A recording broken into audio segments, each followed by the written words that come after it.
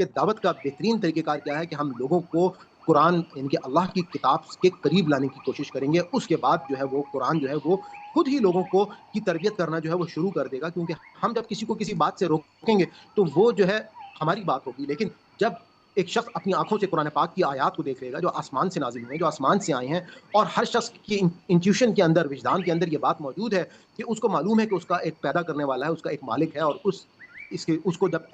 وہ الفاظ جو آسمان سے اترے ہیں جب اس کے سامنے سے گزریں گے تو ہر برائی کے عمل کے سامنے جو ہے اس کو ایک دم وہ آیت آ جائے گی کہ قرآن خود کہتا ہے کہ ولا تقربوا بالفواحش، کہ تم فحاشی کے قریب نہ جاؤ۔ قرآن خود کہتا ہے کہ وراثت کے حقوق پورے کرو۔ قرآن جو ہے وہ خود کہتا ہے کہ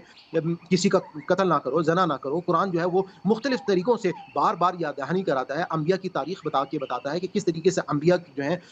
قرآن جو ہے وہ تکبر سے کس طرح سے روکنے کے لیے پوری کی پوری جو ہے اس میں حضرت آدم کا واقعہ فرشتوں کے ساتھ، اور